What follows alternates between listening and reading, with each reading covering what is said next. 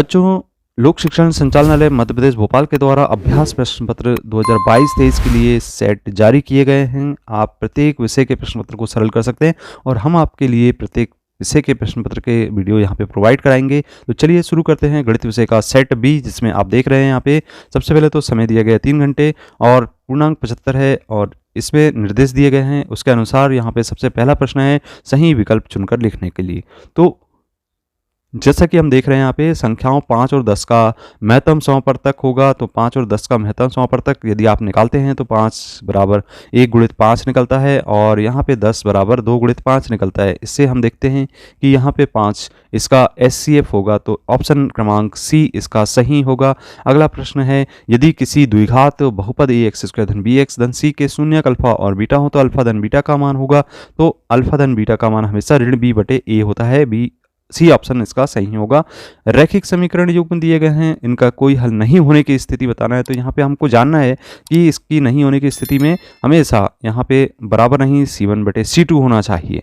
और इसके बाद अगला प्रश्न है चौथे नंबर का, जिसमें एक समांतर श्रेणी दी गई जिसके सार्वंतर की बात कर रहे हैं। तो दूसरे पद में से पहला पद को घटाना होता है। तो यहाँ पे हमने दूसरे पद में से पहला पद घटा दिए तो ऋण 2 हमें प्राप्त हो रहा है, जिससे ऑप्शन ए इसका सही होगा। अगला प्रश्न है यदि एक त्रिभुज में किसी एक भुजा का वर्ग अन्य दो भुजाओं के वर्गों के योग के बराबर है तो पहली भुजा के सम्मुख कोण होगा। तो सम्मुख कोण यहाँ पे आप देख रहे हैं कि इसका सम्मुख कोण होना चाहिए 90 डिग्री के बराबर।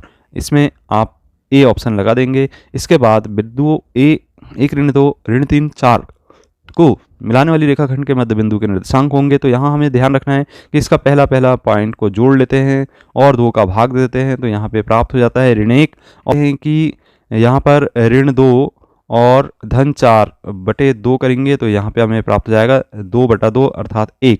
तो ऋण 1 एक ऑप्शन आता है आपका पहले ऑप्शन में ऋण 1 1। इसके बाद हम देख रहे हैं रिक्त स्थानों की पूर्ति करने वाले प्रश्न, जिसमें पहला प्रश्न है 3 कर्णी 2 1 खाली स्थान संख्या है। तो इसका जो ऑप्शन है वह होगा अपरिमेय संख्या। इसके बाद अगला प्रश्न है यदि px एक द्विघात बहुपद है px बराबर 0 तो खाली स्थान कहते हैं। तो यहाँ पे हम इसको कहते हैं द्विघात समीकरण। यहाँ पे बराबर 0 लिख दिया है इसलिए द्विघात समीकरण होगा। अब चलिए इसके बाद हम देखते हैं किसी द्विघात समीकरण के मूल यदि वास्तविक और समान हैं तो विविक्तिकर का मान होता है। तो यहाँ पर विविक्तिकर का मान हमेशा 0 होगा।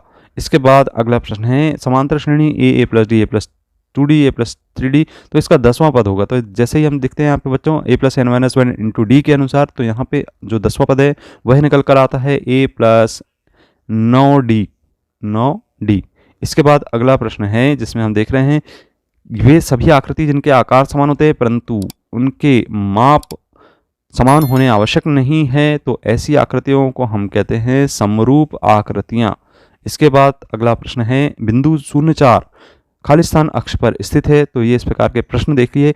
आपको हमने पूर्व में बताया कि यदि हम x y लिखते हैं और यहाँ पे x का मान यदि 0 हो जाता है और जब 0 हो जाता है तो आप देख रहे हैं कि y आ गया तो ये y अक्ष पर स्थित होगा। इस प्रकार से आप इसको ट्रिक के माध्यम से कर सकते हैं, बहुत सिंपल तरीका है। तीसरा प्रश्न है सही जोड़ी बनाइए, जिसमें पहला प्रश्न है sec स्क्वायर थीटा ऋण 1 तो इसका मान tan स्क्वायर थीटा के बराबर होता है। f से इसको जोड़ देंगे। इसके बाद cot थीटा 1 बटा tan थीटा के बराबर होता है।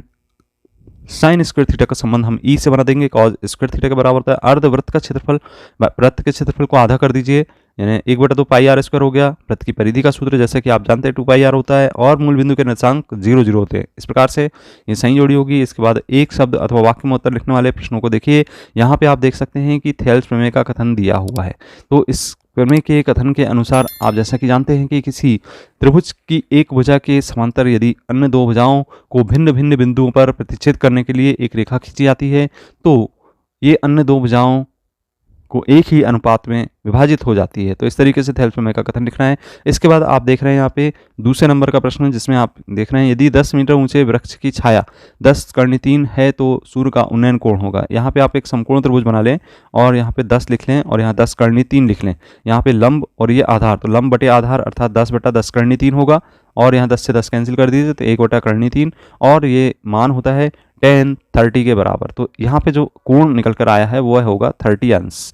इसके बाद अगला प्रश्न है बच्चों, द्विघात समीकरण ax² धन bx धन c बराबर 0 के विविक्तिकर का सूत्र है। तो विविक्तिकर का सूत्र आप जैसा कि जानते हैं d बराबर b का वर्ग ऋण 4ac होता है। इसे आप याद कर लीजिए। वृत्त की एक छेदक रेखा वृत्त को कितने बिंदुओं पर प्रतिच्छेद करती है, तो यहाँ पे एक छेदक रेखा हम बना लेते हैं। यहाँ पे हमने जैसे ही छेदक रेखा बनाए, यहाँ पे आप देख रहे हैं कि पहला बिंदु ये हो गया और दूसरा ये हो गया, तो 2 बिंदु इसका आंसर आ जाता है। 2 बिंदुओं पर प्रतिच्छेद करती है। शंकु के आयतन का सूत्र लिखने को आया है, तो इसका मान होता है 1/3 पाई r स्क्वायर h के बराबर। इसके बाद आप देख रहे हैं यहाँ पे समांतर माध्य पूछा गया है, तो सभी का मान जोड़ना है और योग कर देना है, 5 का भाग दे देना है। तो 3 धन 3 और धन 4 धन 5 धन 5/5 कर देंगे और सबको जोड़ेंगे और जोड़ने पर भाग दे देंगे। तो इसका जो मान निकल कर आता है वह होगा 4 के बराबर, क्योंकि इसका योगफल आता है 20/5 अर्थात 4। बच्चों अब यहाँ पे सत्य एवं असत्य लिखने वाले प्रश्न हैं। जैसे कि हम देख रहे हैं, यदि ABC AP में है तब B का मान A धन C/2 होगा, तो यह कथन बिल्कुल सत्य है। अगला है, यदि किसी निश्चित घटना की प्रायिकता का मान 1 होता है, किसी निश्चित घटना की प्रायिकता का मान 1 होता है, तो बिल्कुल सत्य कथन है, यहाँ पे आप कह सकते हैं। इसके बाद गोले के संपूर्ण पृष्ठ पाई r² होता है, तो r गोले की त्रिज्या है, तो यहाँ गोले का संपूर्ण पृष्ठ बिल्कुल असत्य कथन होगा। संपूर्ण पृष्ठ इसका ये नहीं होता है। इसके बाद आप देख रहे हैं चौथा प्रश्न, किसी वृत्त की अनंततः स्पर्श रेखाएं हो सकती हैं, तो बिल्कुल सत्य कथन है। आप देख सकते हैं यहाँ पे आप बहुत सारी स्पर्श रेखाएं इसमें आप बना सकते हैं, तो इसमें अनंततः हम कह सकते हैं कि स्पर्श रेखाएं हैं, तो यह कथन बिल्कुल सत्य होगा। अगला प्रश्न, जैसा कि हम देख रहे हैं, यदि किसी घटना की प्रायिकता p है तो 0 ≤ p ≤ 1, तो यह कथन बिल्कुल सत्य है।